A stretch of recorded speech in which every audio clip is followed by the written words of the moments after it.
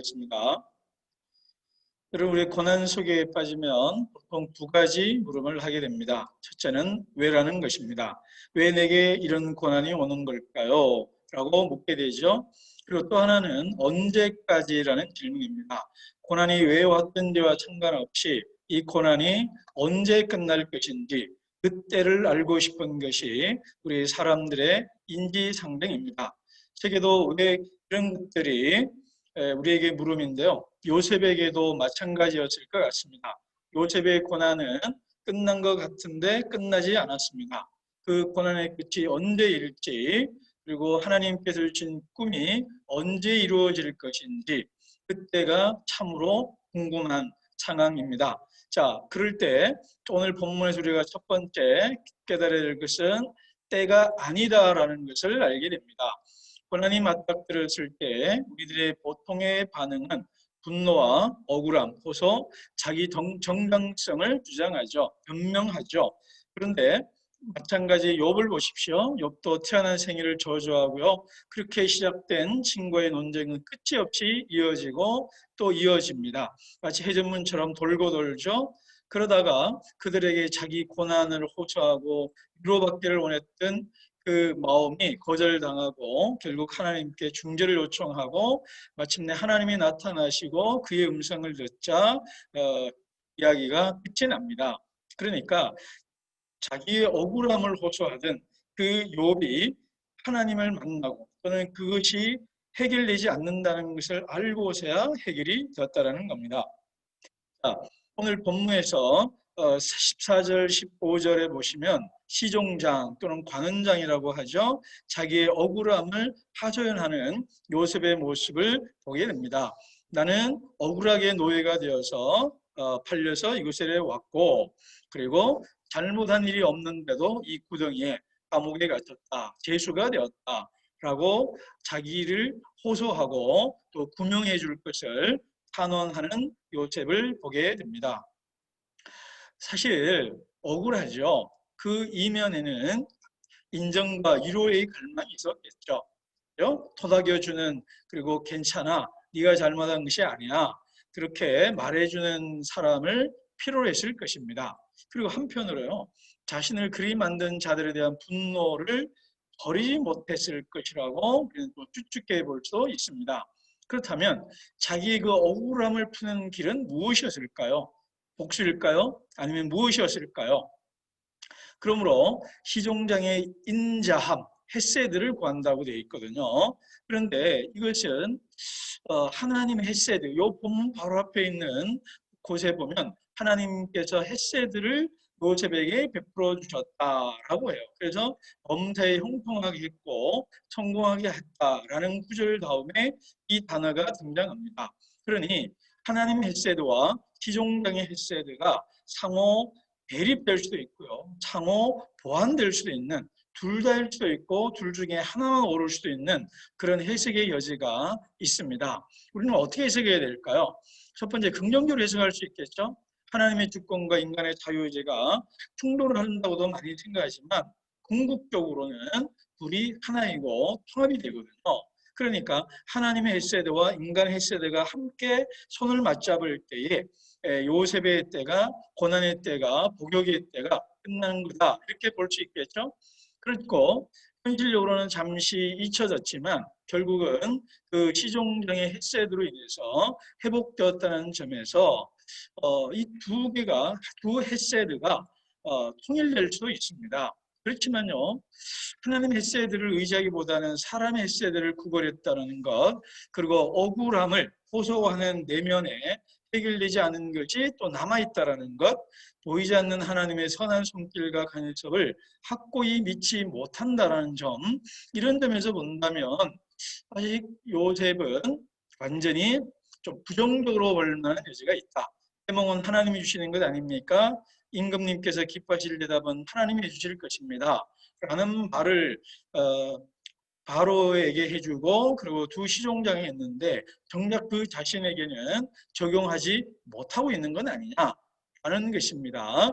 하나님이 해주실 때까지 기다리지 못하는 것, 그리고 요셉이 기뻐할 대답은 하나님이 주시는 것이지 시종장이 해주는 것이 아님에도 불구하고 시종장의 인간에게 인정과 애정을 호소하고 있는 것 아니냐 이렇게 부정적으로 해석할 수가 있다는 겁니다.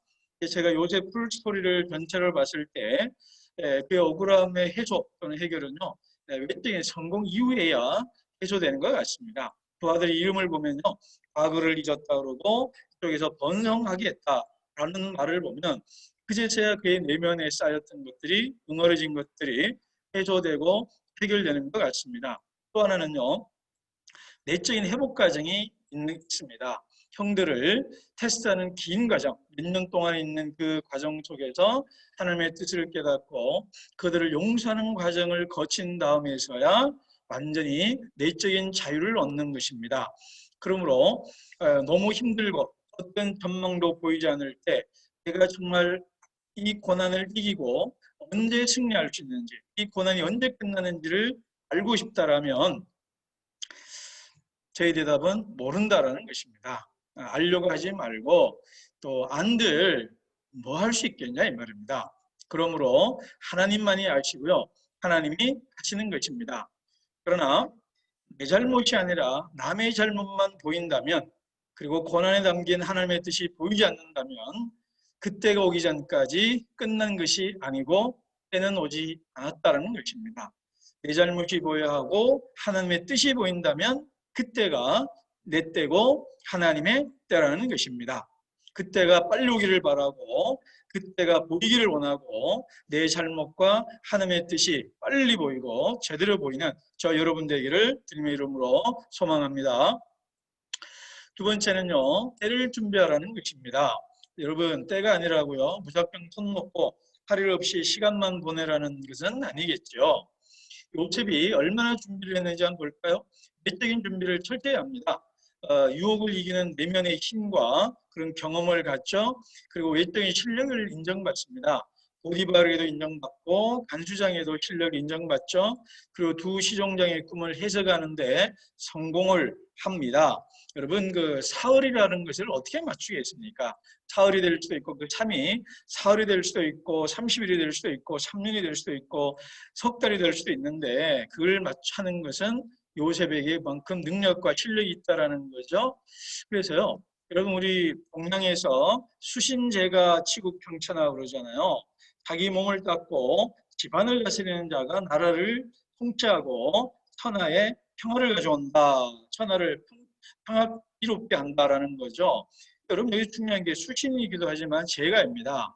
여기서 제가 하면 우리가 자꾸 핵가족적인 현대 사회의 문화를 자꾸 연상합니다. 그래서 4인, 3인, 5인 가족을 생각하는데요. 동양이나 성경에서의 이 집이라는 것은 그런 소가족, 핵가족이 아니고요. 예전으로 말하면 시족 공동체, 가문이라고 보시면 됩니다. 그래서 친인척들 전부와 우리 집에 있는 노예와 또 직솔들 그리고 그 땅들, 그 모든 기업들과 가업들을 모두 통칭하는 말이 이 집이라는 단어입니다. 그렇기 때문에 이 보디발의 집과 단수 그 감옥에 있는 일들은 작은 공장이 아니고요. 꽤 상당히 큰 기업의 규모가 큰 곳이라고 우리가 봐야 합니다. 그래서 다윗같이요. 요셉도요. 미리 그런 데서 일을 해서 성공을 해본 경험이 있는 사람입니다. 성공 경험이 있다 이 말이에요. 성취감이. 그래서 다윗은 사자와 곰으로부터 양을 지키고 보호받기 때문에 이스라엘 백성들을 골리앗이라는 사자, 곰으로부터 지키고 보호할 수 있는 사람이 될 수 있었다는 것입니다. 그리고 보디발의 집에서 그리고 감옥을 경영한 경험과 경험을 실력이 최대 13년 정도가 됩니다. 17에서 30까지 그러니까 13년 정도 경험을 해본 경험을 갖고 있는 거죠. 그러니 지금 하는 일에서 성공 경험한 자가 더 큰 일을 하는 것입니다. 그래서 저는요, 야곱이 요셉이 이 감옥에서 공부를 했다고 봅니다. 그것은 왕의 제수를 가둔다고 되어 있죠. 그 말은 이들이 정치범이라는 것입니다. 말하자면 평민들, 잡범들이나 일반 제수가 아니고요. 왕과 관련된 이 정치범들을 가두는 곳이라는 것입니다. 그 말은 어떤 누가 이 정치범이 됩니까? 보통 고위 관료나요, 그다음에 지식인들이나 반체제 인사들 이런 사람들이 우리 조선시대로 막 유배를 가고 그러지 평민들이 유배 가지는 않잖아요. 그러니까 정치범이었다는 것은 이들이라는 것입니다. 그리고 그곳에서 그들을 경영 또는 그 감옥 전체를 관리했다는 것은 그들을 통해서 애국 제국에 관한 많은 것을 자연스럽게 학습했을 것이다. 이렇게 우리가 추정할 수가 있죠. 그러니까 우리가 요셉을 꿈꾸는 자로만 알고 있는데요. 이 사람은 의의적으로도 학습을 했다고 봐야 합니다. 그래서 이 사람들과의 대화를 통해서 애굽에 대한 많은 정보를 얻어질 거예요. 그러니까 애굽이라는 이 엠파이어, 제국이 어떤 장점이 있고 어떤 문제점이 있고 이걸 어떻게 해결해야 되고 하는 그런 것들에 대해서 이 정치범들을 통해서 많이 배우고요. 그러면서 그들이 제시하는 대안과 해결책을 또 요셉 나름대로 곱씹고 자기 나름대로 애굽이라는 제국의 운명과 숙명과 미래에 대해서 요셉 나름대로 꿈을 꾸지 않았을까라는 추론을 저는 해봅니다. 그러고 보면요. 그렇지 않고서야 바로 앞에서 곧바로 7년 풍년이 오고 7년 흉년이 올 것이다. 그때 이렇게 해야 된다라는 제안을 곧바로 했다라는 것은 그가 이만큼 준비된 상황이었다는 거고 그 준비는 감옥 경험이었을 것이라는 것입니다. 그러니까요, 우리가 요셉을요, 꿈꾸는 자 그러니까 해몽하는 사람, 오늘날 점쟁이 정도로 우리가 자꾸 생각을 하는데, 그렇지 않습니다. 다니엘처럼요, 학자이자 행정가고요, 정치인입니다. 한 국가를 통솔할 만한 행정가인데, 꿈꾸는 자라고 그래가지고요, 점치는 사람이라고 그러면 어떻게 하겠습니까? 점을 치고 있지 않겠을까요?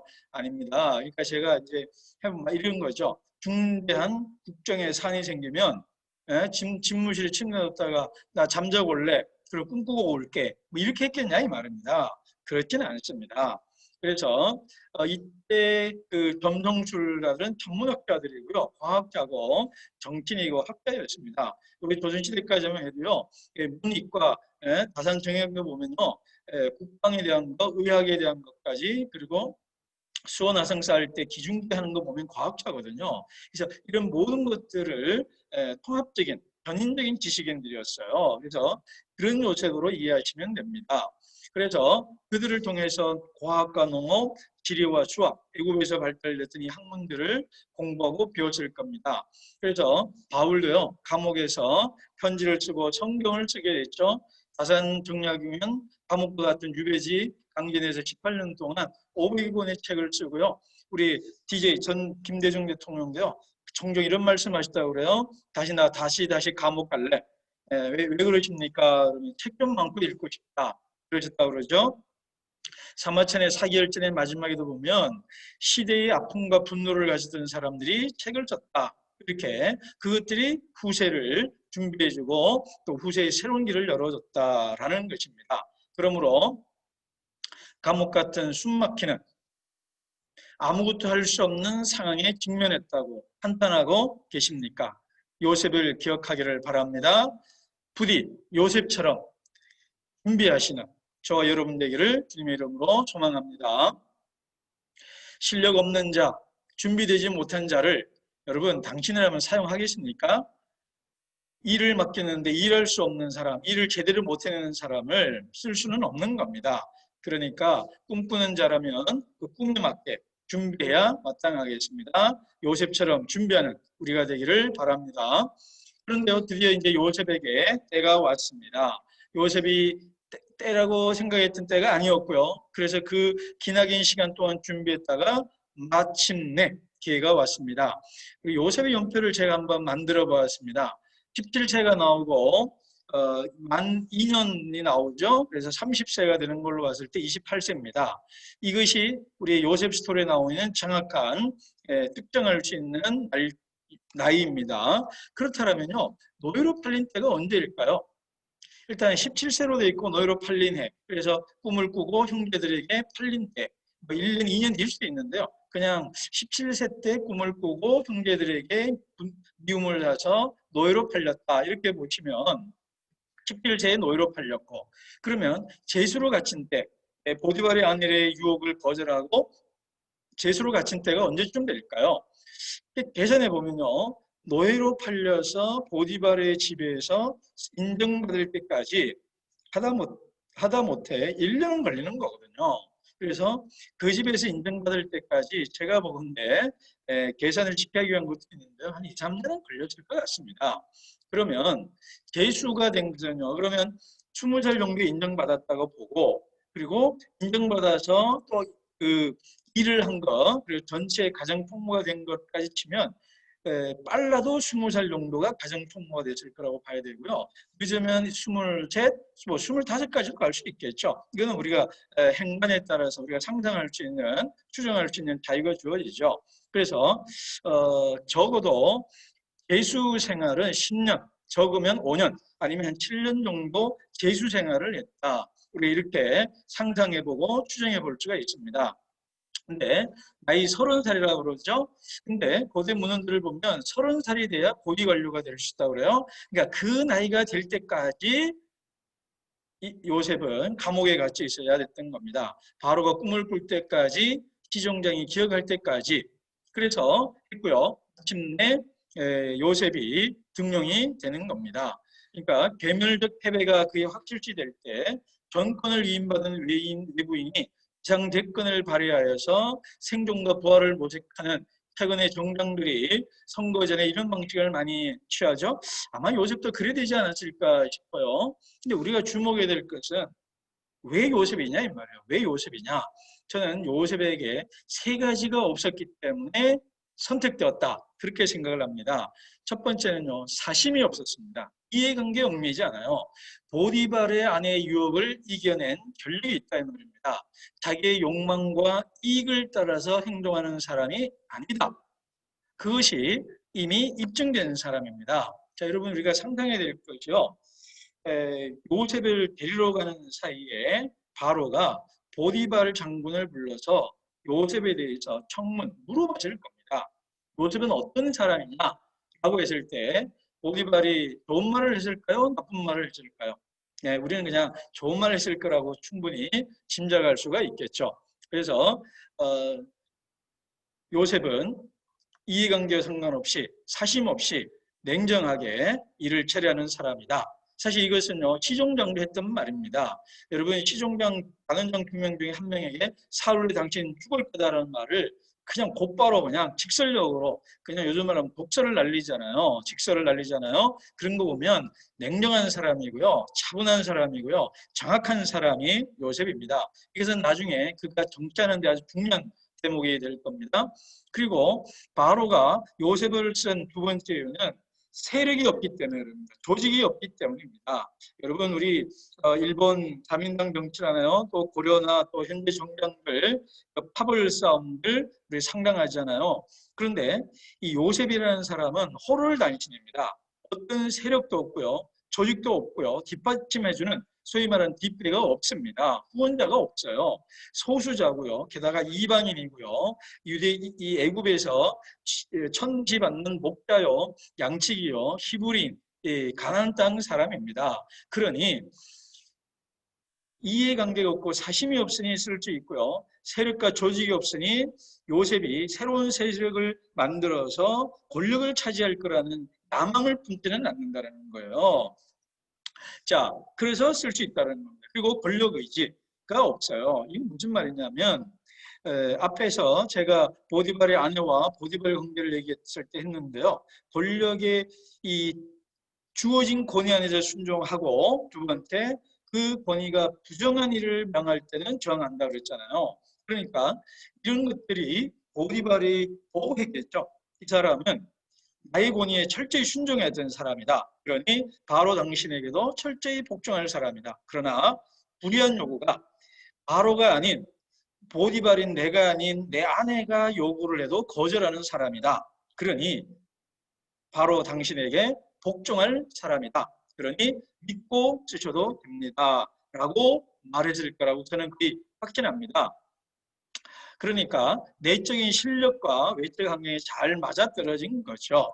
그래서 이미 요 바로의 꿈 속에는요 이미 애굽 전체의 운명과 미래가 가는 것이었고 그게 뭔지는 모르지만 권력 심장부 내에서는 모종의 불안과 위협을 감지하고 있을 거거든요.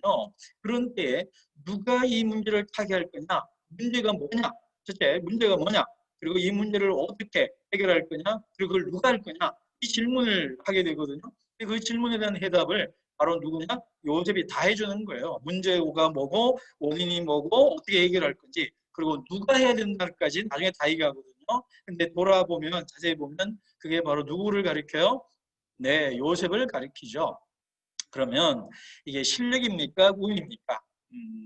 사람들은요, 이 운이 있어야 하지만 그 운을 자기 것으로 만드는 실력이 있어야 합니다. 여러분, 운에 덜 의존하는 사람일수록 그 자신을 더 잘 유지하였다. 만세의 위기의 시대에 권력이 쟁탈전이 벌어지는 때에 한시도 미래를 알지 못하고 내일을 알지 못하는 시대에 누가 승리하냐, 누가 성공하냐, 바로 하면 운이 있어야 되지만 그 운에 의존하지 않는 사람이 자기 자신을 잘 지킨다, 국가를 지킨다, 왕자를 지킨다라고 얘기를 해요. 전적으로 운에 기대는 군주는 운이 바뀔 때 파멸 한다. 그러므로 우리의 자유의지는 소멸되지 않을 것이기 때문에 나는 포르투나가 이 운명, 운명의 여신이죠. 우리 행동의 절반을 결정짓는 존재이지만 또한 나머지 절반 혹은 그것에 가까운 부분은 우리의 지배되도록 놔둔다는 것이 사실일 수 있다고 생각한다. 마키아벨리 군주를 나온 내용들입니다. 그래서 마키아벨리가 얘기하는 건 뭐냐면요. 군주가 되는 사람은 운이 있어야 되지만 그 운을 그 비루투스라고 그래요. 예, virtue, 이 능력이라고 그럽니다. 이게 덕이라고도 번역하고 역량이라고 번역하는 건데요. 이 자기 군주의 역량과 능력에 의해서 정권을 잡고 유지하고 이탈리아 통일을 해나가야 된다라고 말을 하거든요. 요즘에 이것입니다. 운이 있어야 되지만 운을 자기 것으로 만드는 시세에 맞게 적절하게 변용하면서 그 운을 자기 것으로 만드는 탁월한 능력이 있는 군주가 이탈리아를 통일할 것이다. 이런 얘기를 하는 거거든요. 제가 지금 말씀드리는 것은 요셉이 운이 있어서가 아니라 운도 있지만 실력이 있었다라는 겁니다. 그러므로 준비된 사람을 쓰시나할까요? 꽤 오래됐습니다만 어느 후배 목사님이 저를 찾아와서 아주 진지하게 물으시더라고요. 목사님, 하나님이 정말 준비한 사람 쓰시나요? 라고 묻더라고요. 근데 제가 생각했습니다. 아, 이거 얘기를 잘해야 되겠구나. 라고 생각을 했거든요. 그래서 제가 뭐라고 대답을 했냐면 내 경험에 보면 그리고 우리 주변에 보면 준비된 사람이라고 해서 하나님이 반드시 쓰는 것 같지는 않다. 저 사람은 쓰일 것 같은데 안 되고 저 사람이 이렇게 하나님이 쓰시지? 뭐 이런 어떤 우리 나름의 의문이 있다 이 말이에요. 그런데 하나님이 쓰시는 사람은요 뭔가 준비된 사람인 것은 분명합니다. 준비됐다고 해서 쓰임받느냐 그건 모르겠어요. 그러나 쓰임받은 사람은 준비된 사람입니다. 그것이 부족한 사람은 쓰였다가 빨리 날아가요. 덕이 없는 사람.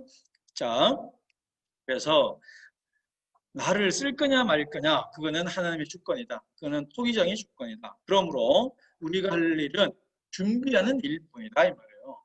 나를 쓸 건지 말 건지는 하나님의 뜻이고 하나님의 때에 달린 거예요. 그러나 내가 준비할 거냐 안 할 거냐는 우리 몫이다 이 말이에요. 준비해 놓지 않고 하나님 나를 안 쓰십니까? 왜 내 때가 오지 않습니까? 이렇게 징징거리면은 자기 모순이라는 거예요. 바보라는 거예요. 그래서 준비했느냐? 그래 준비됐나? 우리 어릴 때 여름중학교 때 찬송가 부르기 전에 항상 준비됐나요? 물었잖아요. 예, 준비됐나요? 여러분? 그때 우리 뭐라고 얘기해요? 준비됐어요. 그러면은 찬양 노래 시작했죠. 여러분 준비됐습니까? 준비하십시오. 요셉처럼 준비하시기를 바라고요. 그러면 언제까지 준비해야 되나요? 참 답답한 노릇이죠. 미안합니다. 모릅니다. 그걸 누가 합니까? 저도 말 못하고요. 하나님은 말 좀 안 해주세요. 그리고 앞에 얘기했지만 알려도 하지 마세요. 언제나 쓰임받을 때까지 계속 준비하십시오. 계속 준비하십시오. 그리고 준비될 때까지 때가 찰 때까지 계속 준비하십시오. 그렇게 주구장창 그냥 계속 하십시오. 비가 오나 눈이 오나 바람이 부나 한결같이 일관되게 신실하게 변함없이 남이 보든 안 보든 상황이 좋든 나쁘든 상관하지 아니하고 일관되게 꾸준하게 한 길을 걸어갈 때 문득 고개 들어 주변을 바라보니 요셉처럼 되어 있는 우리 자신을 보게 될 것이다 라는 것입니다. 사랑하는 저와 우리 유튜브 그리고 우리 사랑하는 로고 성도 여러분, 준비하는 당신이 요셉입니다. 요셉처럼 준비해서 쓰임받는 하나님의 사람 되시기를 주님의 이름으로 축복하고 소망합니다.